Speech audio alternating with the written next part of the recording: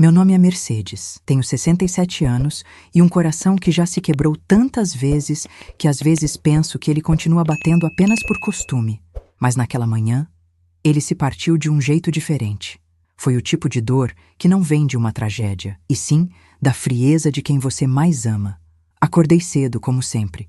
O sol ainda nem tinha tocado as janelas da cozinha, e eu já estava de avental, mexendo na massa do bolo de laranja que o Lucas, meu filho, sempre amou. O cheiro da casca ralada misturado com o som do liquidificador me trazia paz. Era uma lembrança viva dos tempos em que ele era pequeno e corria pela casa gritando: "Mãe, já tá pronto?" Antes mesmo de o forno aquecer. Mas agora ele mal falava comigo. Desde que meu marido Ernesto partiu, a casa que eu ajudei a construir ficou grande demais, vazia demais. Lucas insistiu que eu me mudasse para morar com ele e a esposa.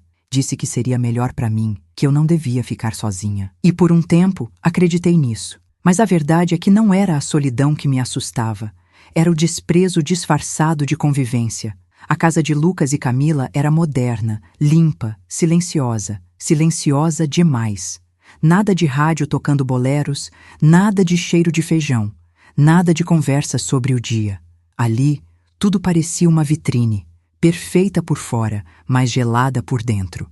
Camila me tratava com aquela polidez cortante de quem sorri, mas quer distância. "Deixe que eu cuido disso, Mercedes", ela dizia, sempre que eu tentava ajudar. Ou então, "A senhora não precisa se preocupar com isso. A senhora", como se eu fosse uma estranha, como se o sangue do homem que ela chamava de marido não corresse nas minhas veias. Naquela manhã, enquanto o bolo assava, ouvi o barulho da chave na porta.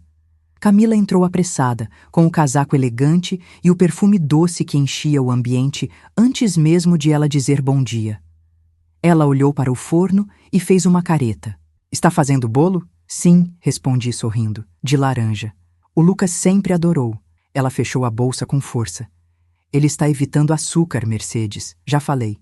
"Mas um pedacinho não faz mal." Ela soltou uma risada seca.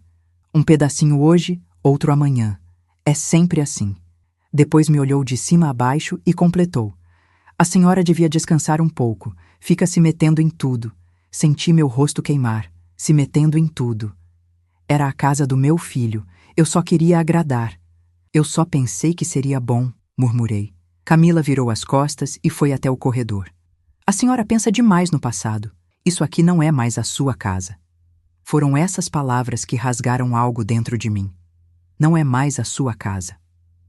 O cheiro do bolo pareceu azedar no ar. A cozinha, antes viva, ficou pesada, sufocante. Eu só queria chorar, mas engoli em seco. Não queria que ela me visse fraca. Lucas entrou logo depois, com o celular na mão. "Que cheiro bom, mãe." Meu coração se acendeu. Mas antes que eu pudesse dizer qualquer coisa, Camila o interrompeu. "Amor, te falei do açúcar, né?" Ele suspirou. "Mãe, a Camila só está cuidando da gente. Cuidando da gente." Como se eu fosse uma ameaça. Eu não respondi. Apenas desliguei o forno, tirei o bolo e deixei o prato sobre a mesa. Aquele bolo não era mais um gesto de amor. Era um lembrete da distância entre nós. Sentei-me na varanda. O vento frio bateu no meu rosto e levei as mãos ao peito, tentando me aquecer. Lembrei de quando Lucas era pequeno, das vezes em que ele ficava doente e eu passava noites inteiras com panos úmidos na testa dele, rezando para a febre ceder. Ele sempre dizia: "Mãe, você é meu anjo da guarda." E agora eu era o incômodo. As horas passaram lentas. Camila saiu para trabalhar e Lucas ficou trancado no escritório. Eu varri, limpei, lavei a louça, qualquer coisa para não pensar. Mas o vazio só crescia. À tarde, quando Lucas apareceu na cozinha, perguntei: "Quer que eu te faça um café?" Ele hesitou. "Não, mãe, eu vou sair com a Camila. A mãe dela está doente e a gente vai até lá. Posso ir junto? Faz tempo que não saio de casa." Camila, que vinha logo atrás dele, respondeu antes: "Não precisa, Mercedes. É rápido." Lucas me olhou, meio sem jeito. "É, mãe, talvez seja melhor descansar." Concordei com um sorriso que não chegou aos olhos, mas algo dentro de mim implorava para não ficar sozinha mais uma noite. "Eu posso ir até o terminal com vocês, então. Faz tempo que não vejo o movimento da cidade." Camila revirou os olhos, mas forçou um sorriso. "Claro, se quiser." Achei que aquilo era uma pequena trégua, mas era o começo da armadilha. O caminho até o terminal foi silencioso. O rádio ligado baixinho, a paisagem passando pela janela e eu olhando para o reflexo do meu próprio rosto, cansado, enrugado, invisível. Camila mexia no celular, rindo de alguma mensagem. Lucas dirigia sério, os olhos fixos na estrada. E eu me perguntava, em que momento deixei de ser parte da vida do meu filho? Chegamos ao terminal, um lugar enorme e impessoal, com o som constante de alto-falantes anunciando partidas e chegadas. Camila desceu do carro, ajeitou o cabelo e virou-se para mim. Mercedes, desce um minutinho, por favor. Quero te pedir uma coisa. Desci, sem desconfiar. Ela me levou alguns passos adiante, até uma das colunas de concreto, e disse, num tom calmo demais para ser sincero: Olha, eu acho melhor a senhora não voltar para casa hoje. Fiquei sem entender. O quê? Eu e o Lucas precisamos conversar, sozinhos, mas eu moro com vocês. Ela cruzou os braços. Temporariamente, né? O sorriso dela era tão gelado que doeu.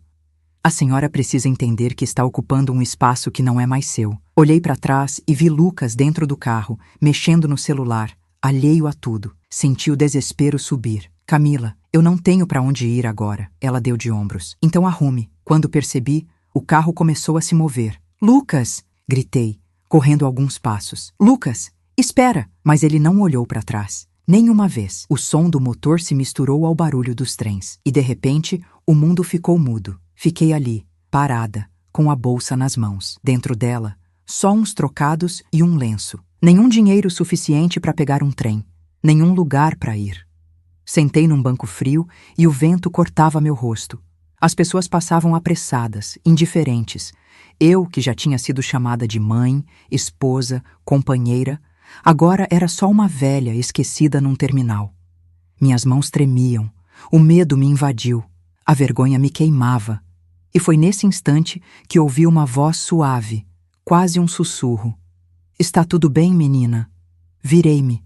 Atrás de mim estava uma senhora de cabelos brancos, óculos escuros e bengala. Tinha um sorriso sereno, daqueles que acalmam a alma. Eu estou bem, menti. Só um pouco perdida.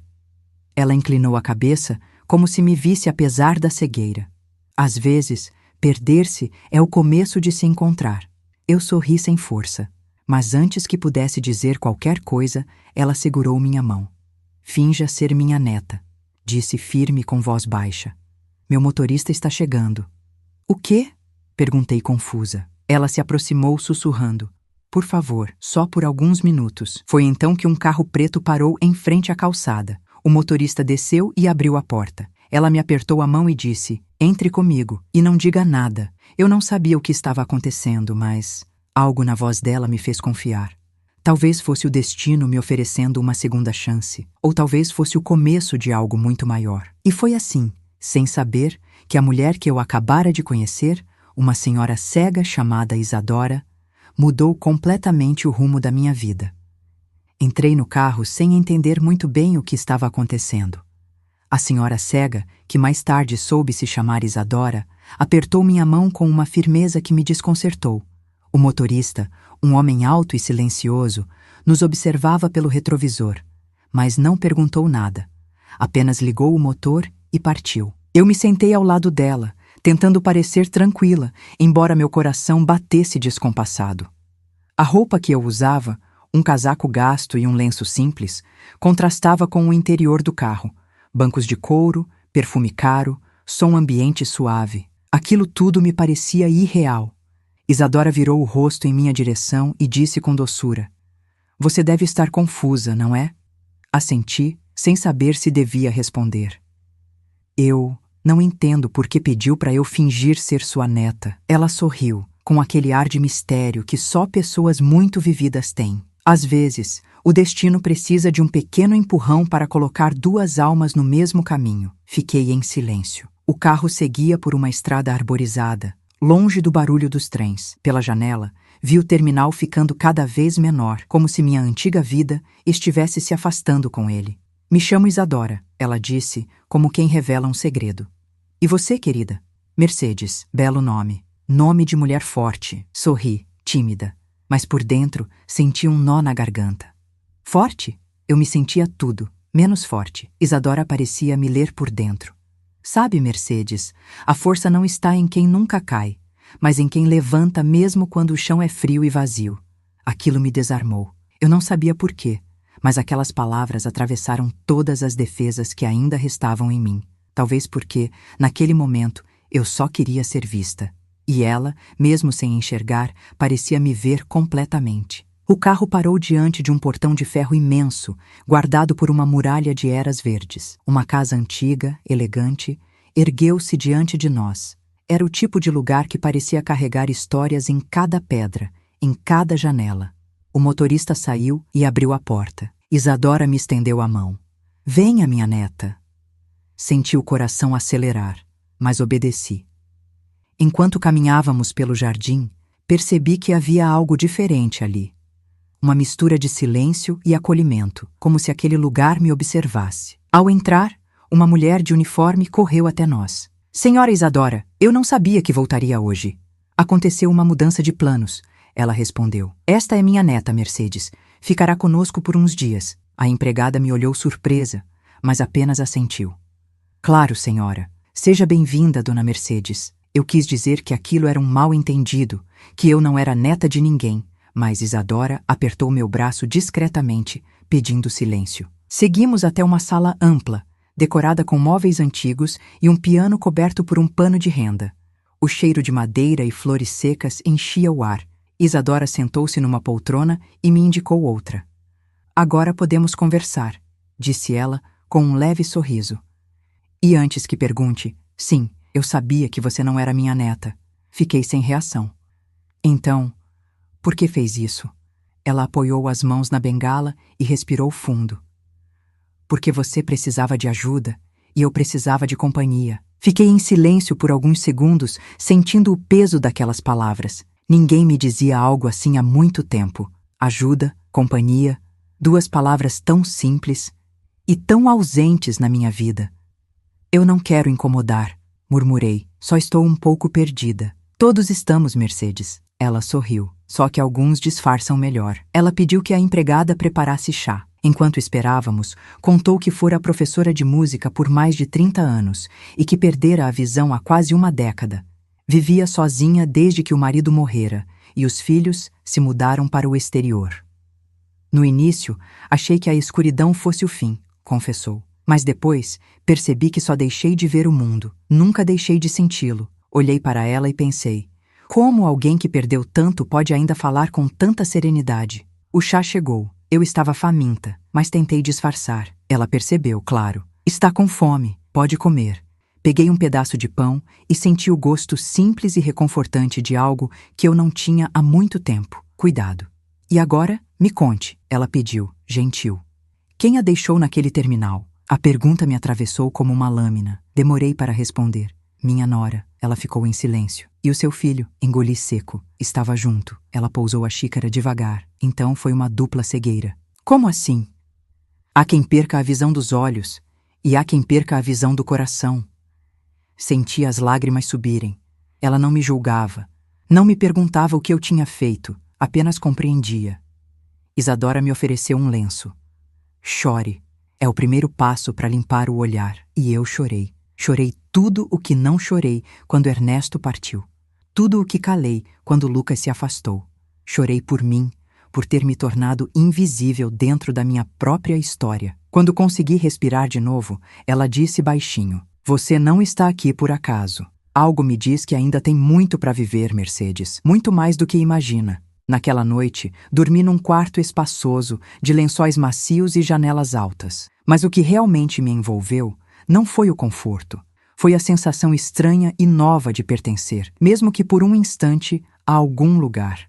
Acordei com o som de um piano vindo do andar de baixo. Notas suaves, lentas, como se alguém estivesse tateando a melodia no escuro. Levantei e segui o som. Era Isadora, sentada ao piano, de olhos fechados, os dedos dançando pelas teclas como se cada nota fosse uma lembrança. Que música linda, murmurei. Ela sorriu sem me ver. É a primeira que toquei depois de ficar cega. Fez uma pausa e acrescentou. A gente aprende a tocar a vida de ouvido quando perde a visão. Sentei ao lado dela. e pela primeira vez em muito tempo, me senti em paz. Durante os dias seguintes, Isadora me deixou ficar. Disse que eu a fazia companhia, que a casa parecia mais viva com minhas conversas. Eu ajudava nas flores, fazia bolos, e ela me contava histórias de quando via o mundo. Mas a cada dia, uma pergunta crescia dentro de mim.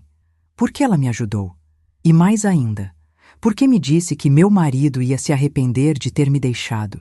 Eu não tinha mais marido. O que ela sabia sobre mim? Uma tarde, enquanto tomávamos café, perguntei: Isadora, por que disse aquilo lá no terminal? Ela inclinou a cabeça. Porque vi a dor no seu rosto. E vi algo mais.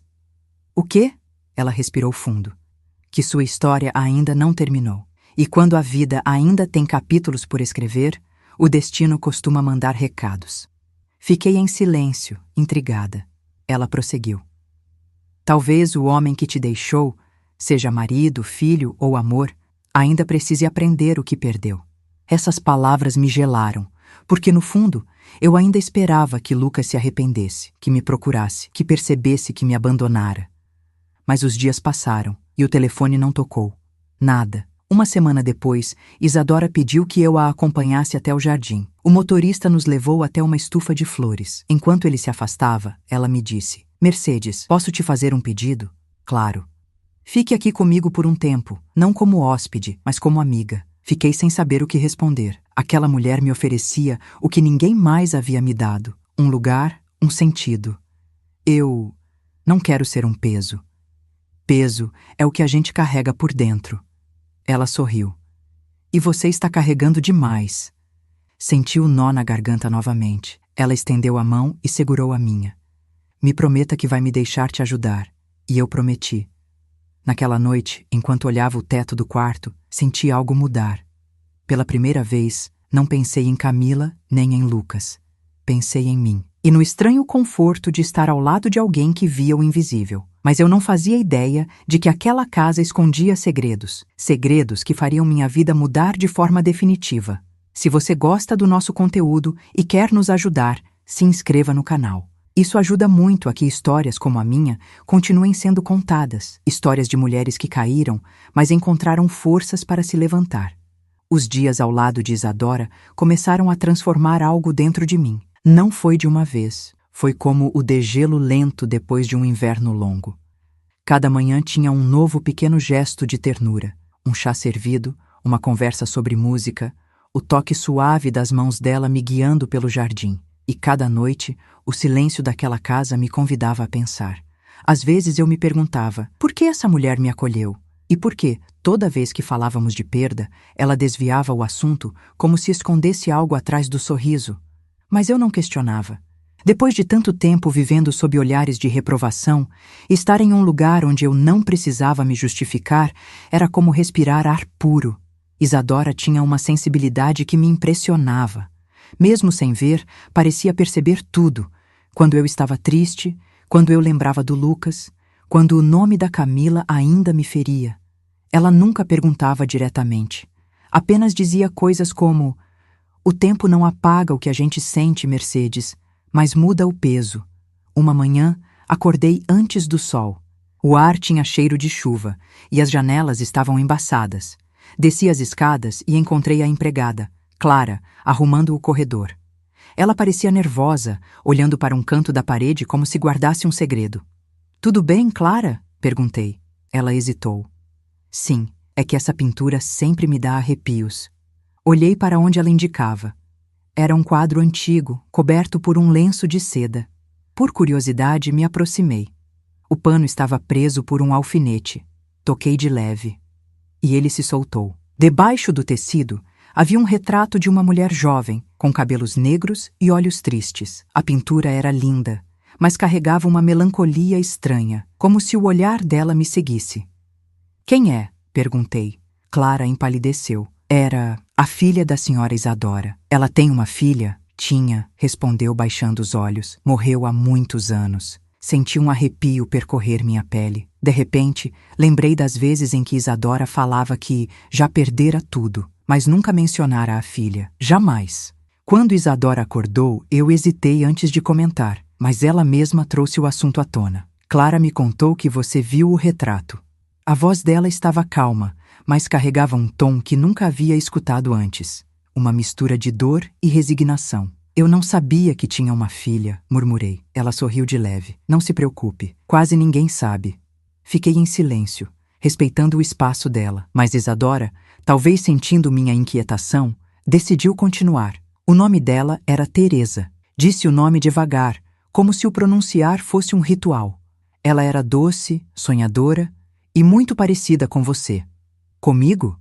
Sim, mesmo olhar triste tentando fingir força. Senti o peito apertar. O que aconteceu com ela? Isadora apoiou as mãos na bengala. Se apaixonou pelo homem errado. Ela fez uma pausa longa. O som da chuva batendo nas janelas era o único ruído. Teresa se casou com um homem que a fez acreditar que o amor era obediência. Primeiro, ele a isolou dos amigos, depois da família. E quando ela quis voltar, já não havia porta aberta. No fim, ele foi embora e levou tudo: o dinheiro, a paz, o brilho dela. As lágrimas começaram a escorrer pelo rosto de Isadora. Eu a perdi sem poder vê-la ir embora. E quando ela morreu, eu já vivia na escuridão. Aquela confissão me partiu o coração. Era como se, de alguma forma, o destino tivesse unido duas mulheres que conheceram a mesma dor. Ser esquecidas por quem amavam. Isadora, me desculpe. Não, querida. Ela enxugou as lágrimas. Eu te trouxe para cá por um motivo. Desde o primeiro momento em que te ouvi falar, senti a voz da minha Teresa em você. Naquela noite, mal consegui dormir. A revelação me deixara em choque. Havia um peso no ar, como se o espírito da filha dela ainda rondasse aquele lugar. E havia algo mais. Por que Isadora dissera, no dia em que me encontrou, que meu marido se arrependeria de ter me deixado? O que ela sabia sobre mim? No dia seguinte, ao abrir a janela, vi o motorista conversando com alguém no portão. Era um homem de terno escuro, alto, com um semblante familiar. Ele entregou um envelope e foi embora. Curiosa, desci para perguntar. Quem era aquele homem, Clara? Ela hesitou. Um advogado. Trazia documentos para a senhora Isadora. Senti uma pontada de curiosidade, mas decidi não insistir. No entanto, durante o café, Isadora parecia distante. Mercedes, disse depois de alguns minutos de silêncio. Preciso te contar algo, mas quero que me ouça até o fim. Meu coração disparou. Ela colocou a mão sobre a minha. Lembra quando te disse que o destino manda recados? Às vezes ele também faz conexões que parecem absurdas. Que tipo de conexões? O homem que tirou minha filha de mim tinha o mesmo sobrenome do seu filho. Fiquei gelada. Como assim? Ele se chamava Lucas Andrade. O nome soou como um tiro. O ar me faltou. Eu tremi. Meu filho, meu Lucas. Mas Isadora prosseguiu, serena. Não pode ser o mesmo homem, claro. O tempo não permitiria. Mas o destino, Mercedes... O destino é um círculo que às vezes repete o nome dos culpados para que as vítimas reconheçam o espelho. Passei o resto do dia tentando entender o que aquilo significava. Isadora parecia acreditar que nada em nossas vidas fora coincidência. E no fundo, uma parte de mim começava a acreditar também. Naquela noite, antes de dormir, decidi escrever uma carta. Não para Lucas, nem para Camila, mas para mim mesma. Escrevi. Hoje, talvez pela primeira vez, não me sinto descartável. Talvez exista um motivo para eu ainda estar aqui. Mas o destino não tinha terminado de me surpreender. No dia seguinte, eu encontraria algo que mudaria tudo. Um segredo guardado dentro do quarto proibido de Isadora. E nele, uma verdade que me faria duvidar de tudo o que eu acreditava sobre amor, perda e perdão. A noite caiu pesada, silenciosa, como se a própria casa respirasse com cuidado. Depois da conversa com Isadora, o nome Lucas Andrade ecoava na minha cabeça como uma batida de relógio insistente. Não podia ser coincidência, mas também não podia ser verdade. Deitei-me, mas o sono não veio. Cada estalo da madeira, cada sussurro do vento parecia me chamar pelo nome. Levantei. O corredor estava quase às escuras, iluminado apenas pelo brilho tímido da lua atravessando as cortinas. Enquanto caminhava, notei algo que nunca tinha percebido antes. A porta no fim do corredor, aquela que sempre permanecia fechada, estava entreaberta. Um feixe de luz fina escapava da fresta. Meu coração começou a bater mais rápido. A curiosidade me puxava, mas o medo tentava me segurar. Dei um passo, depois outro. Empurrei a porta devagar. O quarto era pequeno, coberto de poeira e silêncio. Na parede, dezenas de retratos antigos, a maioria de uma jovem de cabelos escuros, Teresa. Mas havia algo diferente naquele cômodo. Na escrivaninha, entre caixas e papéis, havia um álbum de fotografias recentes. Parei. A capa era de couro, nova, contrastando com o resto das coisas. Abri. E ali, no meio das páginas, o mundo desabou de novo. Havia uma foto minha. Eu, sentada no banco do terminal, com a mesma roupa que usava no dia em que Camila me deixou. A foto fora tirada de longe, como se alguém me observasse sem que eu soubesse. Virei as páginas, o coração disparado. Mais fotos. Eu caminhando com Isadora, eu entrando no carro dela, eu no jardim da casa. Todas recentes, todas tiradas sem o meu conhecimento. Senti um frio percorrer minha espinha. Meu instinto dizia para fechar o álbum e fingir que nunca o tinha visto, mas minha razão gritava: quem tirou essas fotos? Foi quando ouvi a voz dela atrás de mim. Eu sabia que você acabaria encontrando. Virei devagar. Isadora estava parada na porta, com a bengala nas mãos, o rosto sereno. Mas havia algo diferente no tom da voz dela, uma firmeza quase sombria. O que é isso, Isadora? Perguntei com a voz trêmula. Por que há fotos minhas aqui? Ela entrou lentamente no quarto, tateando o caminho com a bengala. Sente-se, Mercedes. Acho que está na hora de contar o resto. Sentei-me, ainda confusa, segurando o álbum contra o peito. Eu não te encontrei por acaso naquele terminal, ela começou. E você não foi apenas uma desconhecida que precisei para fingir ser minha neta. Então por quê? Ela respirou fundo. Porque eu já sabia quem você era. Senti o sangue gelar. Me conhecia? Como? O motorista, o homem que trabalha comigo há anos, é sobrinho de alguém que conheceu seu filho. Ele me contou o que aconteceu. Disse que havia uma mulher sendo deixada no terminal, sozinha, que era idosa, e que o filho fora embora sem olhar para trás. Ela fez uma pausa, a voz embargada, e naquele instante eu soube que era um sinal. Um sinal? Sim. Ela se sentou de frente para mim. Um sinal de que eu podia salvar outra mulher da mesma dor que matou a minha filha. Fiquei sem ar.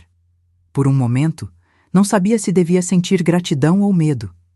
Então você mandou me buscar? Mandei observar o terminal, sim. Pedi que tirassem fotos para confirmar se era você. Eu precisava ter certeza. Me levantei, atordoada. Você me espionou. Eu te protegi, Mercedes. A voz dela tremia. Eu só queria ter uma chance de fazer o que não consegui fazer por Teresa. Impedir que alguém fosse destruída pelo abandono. Andei pelo quarto, sem saber o que pensar. As fotos, o cuidado, a gentileza, tudo agora parecia uma armadilha, uma história montada. E o que mais você sabe sobre mim? Perguntei quase gritando. Tudo o que o coração me deixou sentir, respondeu, calma. Que você ainda carrega amor demais por quem não merece e culpa demais por erros que não são seus. As lágrimas começaram a cair sem que eu percebesse. Ela se aproximou, estendendo as mãos no ar, tentando me encontrar. Eu errei com a minha filha, Mercedes, e não suportaria ver você repetir o mesmo destino. A voz dela quebrou.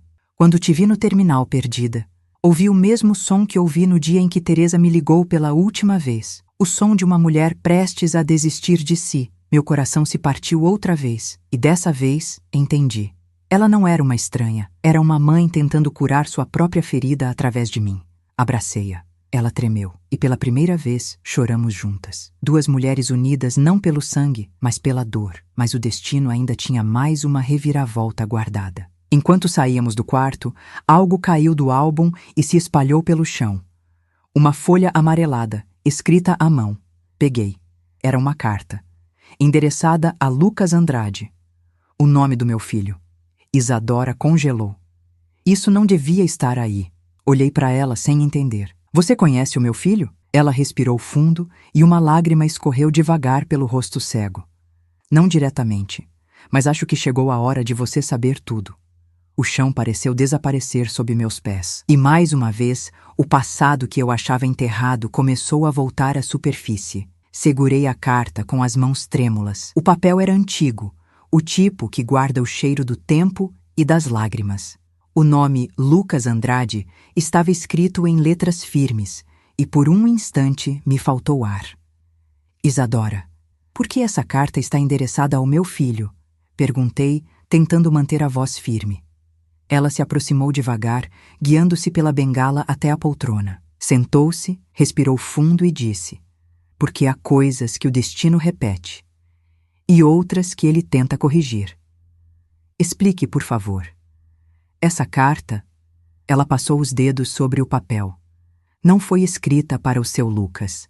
Foi escrita para outro homem com o mesmo nome, o Lucas que destruiu a minha filha. Fechei os olhos por um momento. A coincidência era cruel demais para ser apenas acaso. Quando Teresa morreu, continuou Isadora, eu escrevi essa carta. Nunca cheguei a enviá-la. Escrevi para me libertar, para dizer tudo o que não consegui dizer em vida, mas nunca tive coragem de rasgar. Guardei aqui, junto das memórias que mais doem. Ela fez uma pausa longa. E o dia em que te encontrei, Mercedes, percebi que essa carta tinha finalmente encontrado o caminho de volta, que ela devia chegar às mãos de outro Lucas. Senti o coração apertar. Às mãos do meu filho?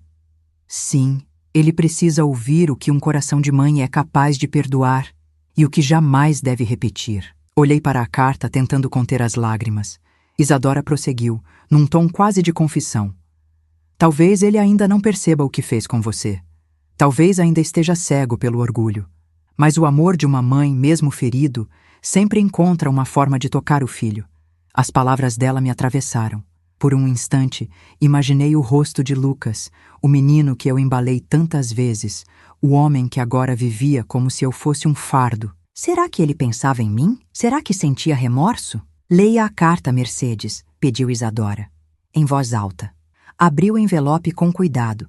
A letra tremida preenchia as linhas com emoção contida. Lucas, um dia você vai entender que o amor que controla não é amor, é medo. Que o silêncio que exige obediência mata mais devagar do que a violência, mas mata do mesmo jeito. Você levou o que havia de mais puro na minha filha, e o que restou de mim foi apenas uma mãe tentando perdoar o imperdoável. Não escrevo para te culpar, mas para avisar. Toda dor que se causa a alguém, um dia volta. Às vezes, volta na forma de arrependimento, outras na forma de solidão. E se algum dia uma mulher te olhar com os mesmos olhos que Teresa me olhava, saiba que você já foi perdoado, porque alguém pagou o preço por você, Isadora. Terminei de ler com a voz embargada. O silêncio que se seguiu parecia palpável. Isadora apenas abaixou a cabeça e sussurrou. O amor e a dor andam de mãos dadas, Mercedes. Mas o perdão é o único que caminha sozinho. Ficamos em silêncio por um longo tempo. O som distante da chuva batendo nas vidraças preenchia a sala. Então ela voltou a falar, mais suave. Você precisa entregar essa carta ao seu filho, não como acusação, mas como espelho. Não sei se consigo, respondi. Ele não quer me ver. Então envie. Ele rasgaria. Mas antes disso, ele leria. E isso já basta.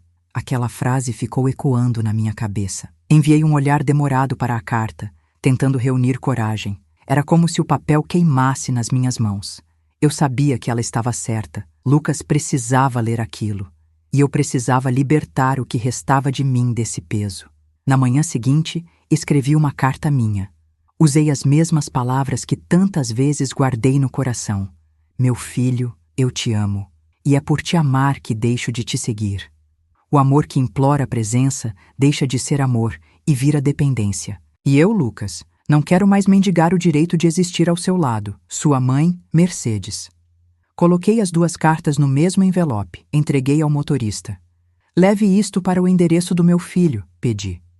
E, por favor, não diga quem enviou. Ele assentiu em silêncio. Durante 2 dias, vivi entre a ansiedade e o alívio. Parte de mim esperava um telefonema, um sinal, qualquer coisa. Mas nada aconteceu. No 3º dia, o som de passos apressados ecoou pelo corredor. Era Clara, pálida. Dona Mercedes, há um homem lá fora. Diz que precisa falar com a senhora. Meu coração disparou. Quem é? Ele não quis dizer o nome. Só pediu para ver a senhora pessoalmente. Fui até o hall. E quando a porta se abriu, o ar me faltou. Era Lucas. Ele estava ali, de pé, com o rosto abatido, os olhos marejados.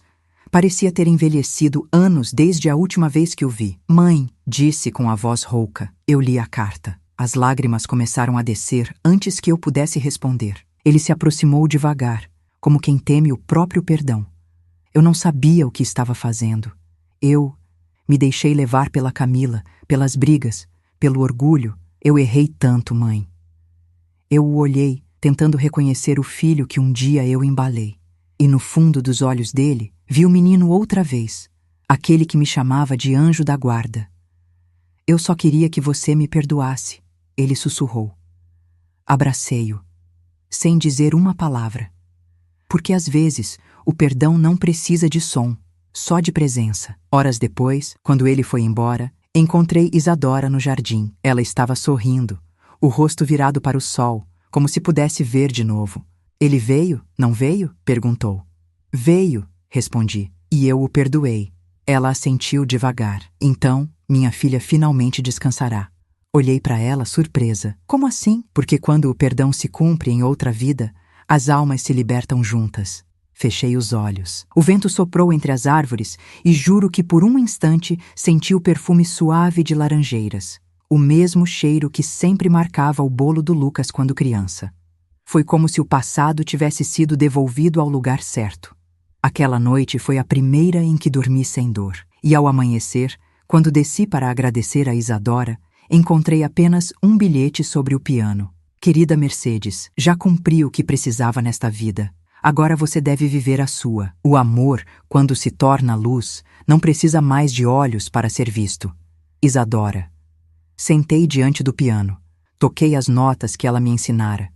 E percebi que o som não vinha só das teclas, vinha de dentro de mim, porque naquele momento eu também enxergava com o coração. O amanhecer entrou pelas janelas como um sussurro. A luz tocava as cortinas, dançando sobre o piano onde Isadora deixara o último bilhete. Aquela ausência era diferente de todas as que eu já havia vivido. Não doía. Era leve, como se a alma dela ainda permanecesse ali, escondida entre as notas que ecoavam na memória. Toquei as teclas. Elas estavam frias. O som que saiu foi suave, quase tímido, e se espalhou pela casa vazia. Cada nota parecia me dizer: continue. Eu obedeci. Fechei os olhos e deixei que os dedos seguissem o caminho sozinhos. Por um instante, senti que Isadora tocava comigo, e então percebi que o silêncio não era ausência, era presença em forma de calma. Durante os dias seguintes, a casa parecia suspensa no tempo. Clara andava devagar pelos corredores, como se temesse quebrar o encanto. O motorista vinha todas as manhãs, mas já não havia ordens, nem destinos. Tudo era pausa. E no meio dessa quietude, uma certeza crescia dentro de mim. Eu não podia continuar ali. Isadora havia me dado abrigo, mas também me deixara uma missão. Reencontrar a vida fora daquela casa. Viver, não apenas sobreviver. Passei horas olhando o retrato de Teresa. Os olhos dela, antes tristes, pareciam diferentes agora. Serenos, quase gratos. Peguei o lenço que cobria a moldura e o dobrei com cuidado. Pode descansar, Teresa, murmurei. Sua mãe está em paz. Quando saí do quarto, o som de passos leves ecoou atrás de mim. Era Clara. Trazia um envelope pálido nas mãos. Encontrei isto entre as partituras do piano, disse. Acho que era para a senhora. Abri. Dentro havia uma carta curta, escrita com a caligrafia elegante de Isadora.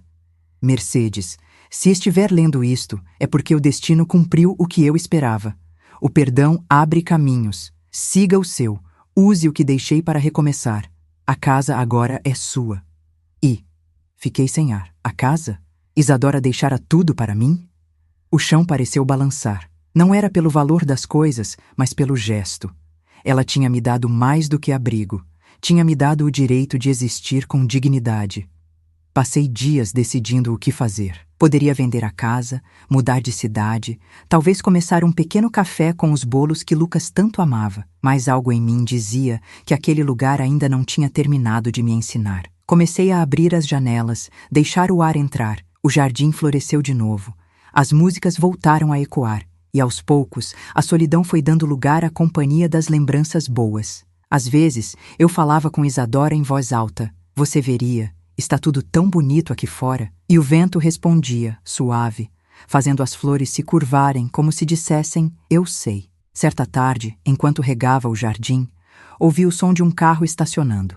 Meu coração acelerou. Por um segundo, temi que fosse apenas o carteiro, mas era Lucas. Dessa vez, não trazia culpa no rosto. Trazia flores, lírios brancos, os preferidos de Isadora. Vim agradecer, disse, por tudo. Ele olhou ao redor. Este lugar parece outro. Ele sempre foi assim. A gente é que não sabia ver. Sorrimos. O vento moveu as folhas e o som das teclas do piano soou lá dentro, como se alguém o tocasse. Lucas se virou assustado. Mãe, ouviu isso? Ouvi, respondi, com um sorriso. É só Isadora nos lembrando que o amor continua. À noite, escrevi no meu caderno. Hoje aprendi que o silêncio não é vazio, é apenas a pausa antes da próxima melodia. Fechei o caderno e deixei-o sobre o piano. Sabia que ainda havia muito a contar. A vida estava apenas recomeçando. No dia seguinte à visita do Lucas, acordei com uma certeza pacífica. A casa não era um cofre para guardar lembranças. A casa era um peito. Precisava respirar. Abri todas as janelas. O cheiro de terra úmida invadiu as salas. Clara trouxe café forte e pão recém-saído do forno. Escrevi num papel simples, com a minha letra trêmula, e colei no portão com fita. Aulas de piano e tardes de chá para vizinhos. Entrada livre. Não pensei em dinheiro. Pensei em vozes, em passos, em risos no corredor, onde por tanto tempo só se ouviu o ranger da madeira. Na primeira tarde, apareceram 3 pessoas.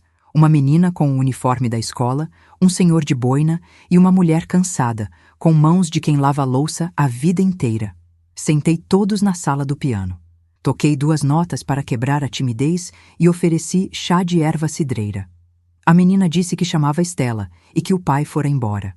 O senhor de boina contou que perdera a esposa e que não tocava desde então. A mulher de mãos gastas chamou-se Ivone e confessou que só queria ouvir alguém falar baixo com ela por alguns minutos. A música fez o que sempre faz quando alguém a chama com honestidade. A sala ficou mais leve, as paredes recuaram, o mundo entrou de meias para não acordar a dor. Quando terminaram, a menina riu pela primeira vez. O senhor respirou fundo, sem soluçar, e Ivone segurou minha mão com gratidão muda. Vi Isadora naquele gesto como um reflexo doce sobre a água. A notícia correu pelo bairro.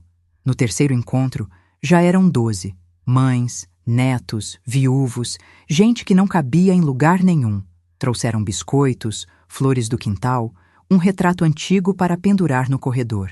Eu organizava as cadeiras, Clara preparava o chá e o motorista arrumava as bicicletas das crianças no jardim como se fossem cavalos de corrida. A casa aprendeu outra vez a respirar. Lucas começou a aparecer com mais frequência. Vinha ajudar com pequenos concertos, comprava lâmpadas, trocava o batente da porta, subia numa escada que fazia barulho só de olhar. Falava pouco, trabalhava muito. O silêncio dele já não machucava. Era o silêncio dos que constroem. Quando terminávamos, sentávamo-nos no degrau da varanda. Ele contava histórias de garoto, de quando eu lhe dava bolo de laranja na madrugada, e eu ouvia, segurando as mãos que agora eram maduras e tinham calos de homem. Um dia, com os olhos baixos, ele disse que Camila não gostara nada de saber das cartas. A palavra queimou como brasa velha. Ele respirou e acrescentou que estava confuso, que a casa onde moravam parecia menor a cada dia e que a mulher que ele amava parecia crescer dentro de uma armadura. Pedi que ele pensasse, que não escolhesse por raiva, nem por pena. Ele prometeu. A noite desceu sem pressa sobre nós dois. No fim da semana, encontrei uma gaveta antiga que não abria. Chamei o motorista, que apareceu com um molho de chaves de tempos diferentes. A segunda tentou entrar. A terceira girou. A madeira gemeu e cedeu. Dentro, um pequeno caderno de capa azul e um envelope grosso lacrado com cera. No caderno, anotações de Isadora, aulas de música, listas de compras, frases soltas sobre perdão e coragem. No envelope, uma inscrição irregular. Abrir quando baterem à meia-noite. Senti um arrepio que não era de medo.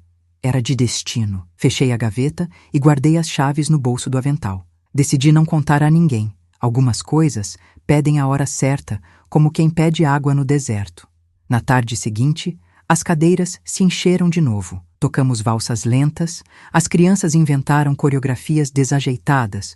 Um moço tímido recitou um poema que dizia que a saudade é uma casa com porta aberta para o vento. Eu assinava um bilhete de agradecimento para cada um que ia embora. Foi então que vi, estacionando em frente ao portão, um carro branco conhecido. O vidro desceu lentamente.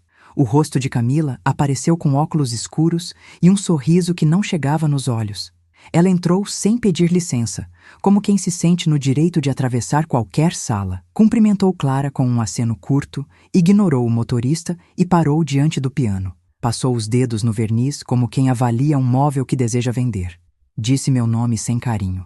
Perguntou sobre Lucas. Perguntou sobre a casa. Perguntou se eu já tinha advogado. Respondi que Lucas estava bem, que a casa estava viva e que advogado eu só tive uma vez, quando precisei registrar o nome do meu filho no cartório. Ela sorriu com cortesia cortante. Comentou que heranças causam confusões e que, sendo eu apenas uma conhecida recente, muitos poderiam entender mal a situação. Falou em contestação, em documentos, em interesses de terceiros. Jogou as palavras como quem joga pedrinhas num lago para ver os círculos se formarem. Pedi que se sentasse. Ofereci chá. Ela recusou. Olhou ao redor e torceu a boca como quem sente um cheiro que não gosta. Disse que não queria trazer problemas, apenas evitar que eu me metesse em algo maior do que podia carregar. Eu a observei como se observa uma lâmina no fundo da gaveta. Agradeci a preocupação. Disse que a casa não era um troféu, era um compromisso. Contei das tardes de música, das crianças, dos viúvos, da mulher que só queria ouvir alguém falar baixo com ela. Ela riu sem som.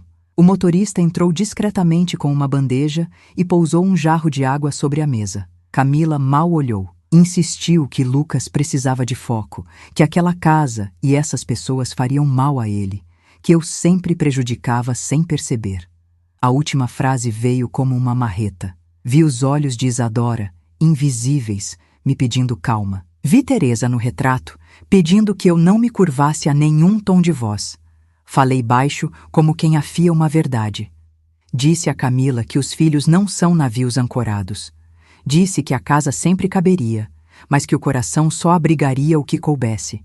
Disse que eu não exigiria nada de Lucas e que ela não precisava me temer. Ela engoliu o ar como quem engole orgulho. Levantou-se. Prometeu que voltaria. Avisou que traria alguém para conversar. Sorriu com os dentes, não com o rosto. Foi embora deixando um rastro de perfume forte e ameaça educada. Depois que o portão fechou, sentei no banco do piano e toquei uma escala curta. Meu pulso tremia, mas o som saiu firme. Clara apareceu com os olhos redondos. O motorista ajeitou a gravata como quem se prepara para uma batalha que ainda não conhece. A casa inteira prendeu a respiração. A noite chegou carregada. As nuvens encobriram a lua. Fechei as cortinas, deixei apenas uma vela acesa na mesa da sala e sentei diante da gaveta aberta. O envelope esperava, intacto, com a cera antiga, desenhando um pequeno círculo irregular. Olhei o relógio. Faltavam 10 minutos para a meia-noite. Os minutos caíram devagar, como folhas secas. Ouvi passos lá fora, o latido distante de um cão, o último bonde do dia cortando a rua em aço e faísca. Às 11h59, o vento passou pelo corredor e apagou a vela. Acendi outra com mãos incertas. Coloquei o envelope sobre o colo. Respirei fundo. Quando os ponteiros se tocaram, alguém bateu no portão. 3 batidas, secas, exatas. Não era o carteiro, não era vizinho, não era acaso. Levantei. O piso antigo cantou baixinho sob os meus pés. A chave gemeu na fechadura. Abri. Do outro lado, um senhor de cabelos prateados e sobretudo escuro segurava um chapéu com as 2 mãos. Os olhos dele tinham uma melancolia que eu reconheci na hora. Ele disse o nome devagar, como quem devolve um retrato ao lugar. Disse que era filho de Isadora. Disse que vinha buscar o que a mãe deixou para mim. Disse que havia uma condição não cumprida no testamento. A vela tremulou entre nós dois. O envelope pesou no meu colo como pedra de rio. Ele apontou com o queixo para a mesa, onde o lacre brilhava sob a cera. Perguntou se eu já tinha aberto. Respondi que não. Ele respirou. Disse que o que estava ali podia nos salvar, ou nos dividir para sempre. A casa ficou tão silenciosa que ouvi meu próprio coração responder. Baixei os olhos para o envelope. Rompi o lacre. A noite prendeu a respiração comigo, e então li a primeira linha. Mercedes, se esta carta chegou até você, é porque confiei em que o destino se encarregaria de juntar o que o tempo separou. A caligrafia de Isadora tremia, mas cada palavra tinha o peso de uma confissão.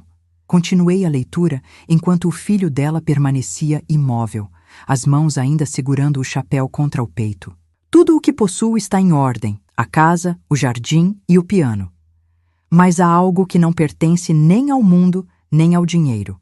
Há uma partitura que escrevi com minha filha e só uma pessoa deve tocá-la. Se você, Mercedes, conseguir fazê-la soar inteira, a casa é sua para sempre. Se não, devolva-a ao meu filho. Ele saberá o que fazer. Levantei o olhar. Uma partitura? Perguntei.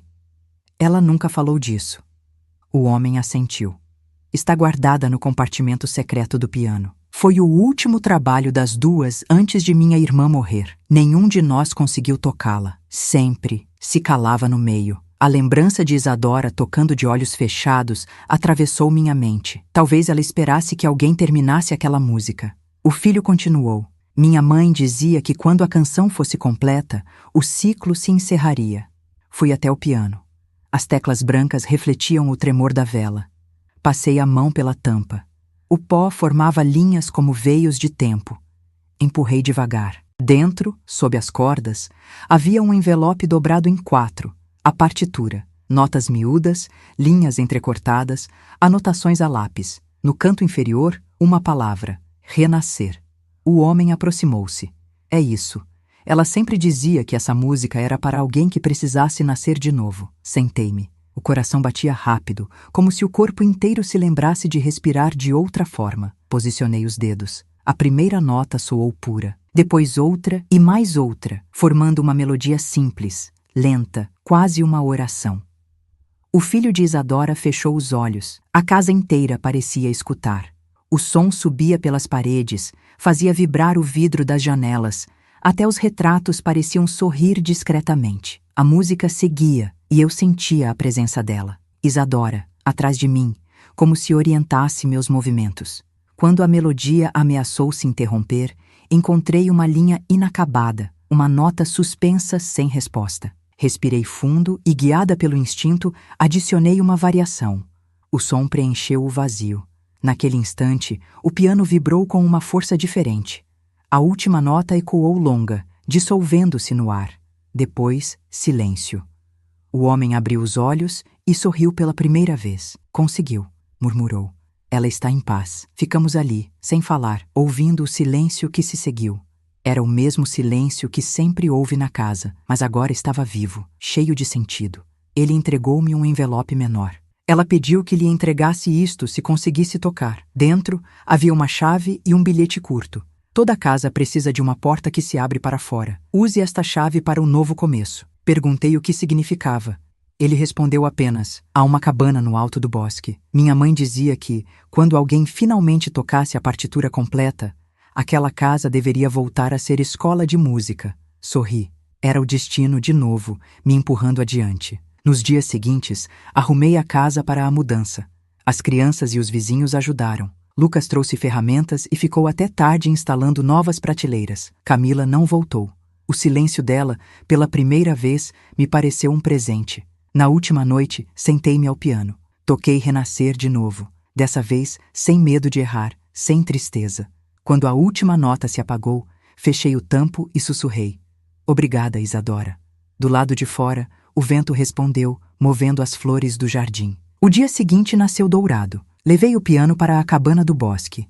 As crianças vieram atrás, trazendo risadas e folhas nas mãos. A cada passo, eu sentia o peso antigo se dissolvendo. A cabana cheirava a madeira nova e esperança. Preguei na porta uma pequena placa: Escola de Música Isadora e Teresa, para todos que ainda acreditam no recomeço. Quando toquei as primeiras notas na nova casa, percebi que o silêncio do piano tinha se transformado em voz. E pela primeira vez em muitos anos, a minha também. O vento da montanha chegava diferente. Tinha o cheiro do campo e o som das cigarras. um rumor que fazia a alma lembrar que o tempo continua. A cabana era simples, madeira clara, janelas largas e um telhado que estalava ao sol. Mas quando o piano foi colocado ali dentro, o lugar inteiro pareceu mudar de tom, como se tivesse encontrado a própria voz. As crianças correram em volta, rindo. Lucas descarregava as caixas enquanto eu varria o pó do chão novo. O motorista, agora amigo, cuidava do jardim improvisado. E Clara, a eterna testemunha das minhas viradas, preparava café e pão de milho para todos. No final da tarde, o piano já estava afinado. Toquei as primeiras notas e o som subiu pelo vale. Pássaros responderam lá fora, e as crianças, encantadas, se sentaram no chão. Disse a elas que aquele instrumento tinha atravessado 2 vidas e agora pertencia a todas. Quando a gente toca, a dor aprende a cantar, expliquei. Elas riram, sem entender direito, mas guardaram a frase como quem guarda um segredo. Os dias seguintes foram de trabalho e esperança. As pessoas do vilarejo começaram a aparecer com curiosidade. Alguns traziam instrumentos velhos, outros só vontade de ouvir. Transformamos a cabana numa pequena escola gratuita. 3 bancos, o piano e um quadro negro onde eu escrevia as primeiras lições de música e de vida. Uma senhora chamada Antônia chegou com um violino sem cordas. Um rapaz tímido trouxe um tambor rachado. E uma menina de tranças perguntou se podia cantar. Respondi que sim. E o que se ouviu em seguida foi uma voz tão pura que fez Clara chorar. Choramos todas, porque entendemos que a casa estava viva outra vez. Lucas aparecia todos os sábados, ajudava com as reformas e, quando achava que eu não via, ficava observando as aulas. Um dia, peguei-o dedilhando o piano sozinho, tentando lembrar uma canção da infância. Sentei ao lado dele e toquei junto, devagar. Foi o nosso primeiro dueto desde que ele era criança. No final, ele sorriu e disse: "Acho que nunca mais vou conseguir te deixar, mãe." "Ninguém precisa deixar quem aprendeu a escutar", respondi. O tempo foi passando e a escola Isadora e Teresa virou um refúgio. Vinha gente de longe só para passar uma tarde ali. A música atraía quem precisava de paz. E eu, pela primeira vez, não sentia medo de envelhecer. Numa dessas tardes, um rapaz estrangeiro apareceu. Trazia um violão e um sotaque suave. Disse que estava viajando pelo interior, recolhendo melodias antigas. Chamava-se Mateu. Ficou ouvindo as crianças, gravando trechos da música Renascer. No fim da aula me procurou. "Senhora Mercedes, essa canção tem algo diferente. Parece que fala com o tempo." Sorri. "Fala com quem perdeu e ainda tem coragem de recomeçar." Ele pediu permissão para gravar a versão completa. Aceitei. 2 semanas depois, Mateu voltou com um pequeno gravador e uma proposta: transformar Renascer num projeto beneficente. A renda iria para crianças órfãs de músicos. Chorei de emoção. Era como se Isadora continuasse abrindo caminhos através de nós. Na noite em que lançamos a gravação, a cabana ficou cheia. Penduramos lampiões, espalhamos flores do campo e assamos pão no forno. Quando toquei a primeira nota, o vento soprou pelas janelas, fazendo as chamas das velas dançarem. O eco subiu pelas colinas e voltou como um coro. Vi o rosto de Isadora na memória, sorrindo, e ao meu lado, Lucas aplaudia, com lágrimas nos olhos. Quando o som cessou, o silêncio que se seguiu foi o mais bonito de todos, o silêncio de quem finalmente entende que está onde devia estar. Aquela noite parecia não querer acabar. O luar entrava pelas frestas do telhado e fazia o piano brilhar como se tivesse nascido de novo. Depois que todos se foram, fiquei sozinha, sentada diante dele. Toquei devagar, quase em sussurro, e pensei em tudo que me trouxera até ali. O terminal, o frio, a voz de uma mulher cega que enxergava mais que qualquer um. No dia seguinte, a escola amanheceu cheia. A gravação de Renascer tinha se espalhado. Chegaram pessoas de outros vilarejos, curiosas para conhecer a casa que canta. Vi crianças correndo, mães sorrindo, velhos contando histórias que há anos não tinham a quem contar. Cada risada, cada passo ecoava como uma nota. Era como se Isadora tivesse deixado um coração batendo dentro das paredes. Mateu montou um pequeno estúdio no sótão. Gravávamos canções antigas misturadas com vozes novas. O som viajava pelo rádio local e logo começaram a chegar cartas de agradecimento. Uma delas vinha assinada por uma mulher de voz trêmula. Ouvir renascer me fez perdoar meu pai. Obrigada por lembrar que ainda se pode começar outra vez. Guardei essa carta no mesmo lugar onde um dia guardei minhas lágrimas. Agora era o espaço do perdão. Lucas começou a ficar mais tempo na cabana. Às vezes vinha sozinho, outras trazia malas. Um dia confessou que o casamento dele tinha terminado. Não havia ódio, apenas cansaço. Eu o ouvi em silêncio. Depois de tudo, aprendi que consolo não se dá com conselhos. Apenas toquei uma melodia curta, e ele chorou. Quando levantou o rosto, sorriu e disse que queria ficar por um tempo. Fique o quanto precisar, meu filho, respondi. Esta casa é de quem aprende a escutar. Com o passar dos meses, a escola se tornou um símbolo da vila. Vieram jornalistas, fotógrafos, curiosos, mas o que realmente importava era o que acontecia nas tardes simples, o coro das crianças, o cheiro de bolo, o som do vento misturado às notas do piano. Em cada visita, eu contava um pedaço da história de Isadora e Teresa, nunca com tristeza, com gratidão. Um dia, sentei-me diante dos alunos e disse: lembrem-se, tocar não é só fazer som, é falar com quem já partiu e ainda escuta. Certa madrugada, acordei com o barulho da chuva. O telhado pingava devagar e o vento fazia o piano vibrar sozinho. Levantei e acendi a lamparina. As teclas se moviam levemente, como se dedos invisíveis as tocassem. Senti um arrepio, mas não de medo. Sentei-me e deixei que a melodia me guiasse. Era renascer, tocada por mãos que eu já conhecia. Isadora estava ali, dizendo adeus mais uma vez. Sorri, fechei os olhos e continuei a tocar junto com ela. A música durou até o amanhecer. Quando o sol entrou pela janela, percebi que o piano estava silencioso de novo. Mas dentro de mim, tudo cantava. Peguei meu caderno e escrevi.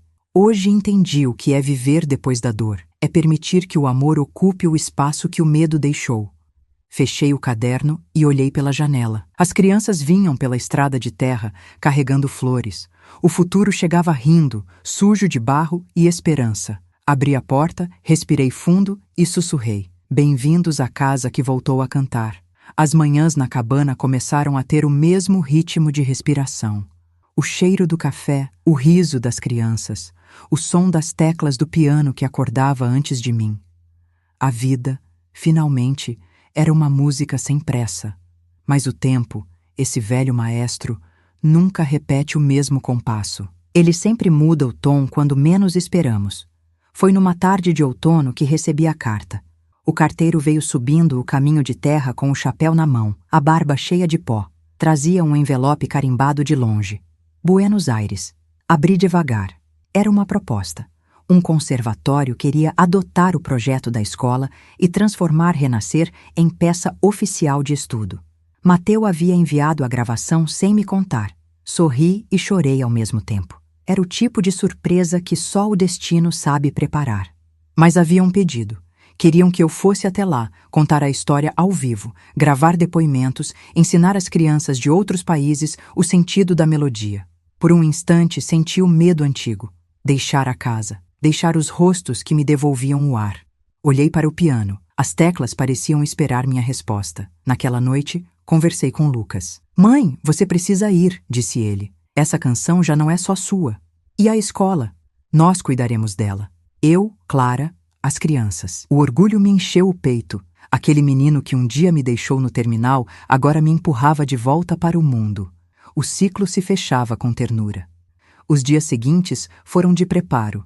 Mateu veio ajudar, empolgado. A comunidade organizou uma despedida simples. Música, bolo, flores e um retrato de Isadora no altar improvisado. Antes de partir, sentei ao piano uma última vez. Toquei Renascer com as mãos firmes e o coração calmo. Quando a última nota se espalhou, o silêncio foi tão bonito que parecia uma bênção. No dia da viagem, Lucas me acompanhou até a estação de trem. A mesma onde, meses atrás, Camila me deixara, mas agora era diferente. O ar tinha cheiro de perdão. O mesmo banco onde chorei me esperava sob o sol. Sentei-me e sorri. Era como voltar ao ponto exato de onde tudo começou, só que com outro coração. Lembra, mãe? Disse Lucas, sorrindo. Aqui foi onde tudo mudou. Foi onde morri um pouco e onde renasci. Ele me abraçou forte e percebi que o menino ainda estava ali, escondido no homem. O apito do trem soou. Entrei no vagão levando apenas uma mala pequena e o caderno azul de Isadora. Lá dentro, anotei. Não existe fim. Existe apenas o momento em que a dor aprende a cantar em outro idioma. A viagem foi longa, mas o coração leve. Do lado de fora, os campos passavam em tons de dourado. Em cada curva da estrada, parecia que o destino acenava de volta. Fechei os olhos e ouvi o som distante de um piano misturado ao das rodas sobre os trilhos. Era como se Isadora estivesse dizendo: vai, Mercedes, ainda há canções esperando por você. Sorri. E pela primeira vez em muitos anos, não tive medo do que viria. Cheguei a Buenos Aires numa manhã fria e luminosa. O ar cheirava a pão recém-saído das padarias, e o ruído da cidade parecia um coro improvisado. Mateu me esperava na plataforma, acenando. Atrás dele, uma equipe do conservatório. Gente jovem, instrumentos pendurados nos ombros, sorrisos curiosos. Bem-vinda, senhora Mercedes, disseram.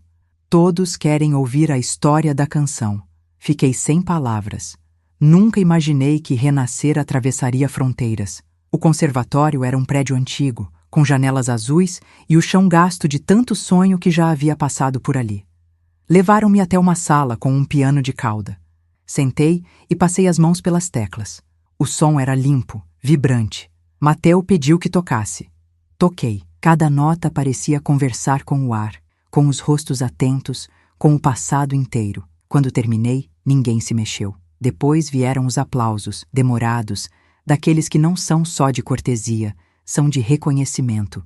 Senti que o coração de Isadora estava ali, tocando junto comigo. Os alunos começaram a me fazer perguntas. Como nasceu a melodia? Quem foi Isadora? Por que a música parecia uma oração? Contei a história do trem, do abandono, da mulher cega que enxergava o coração dos outros. Contei sem chorar.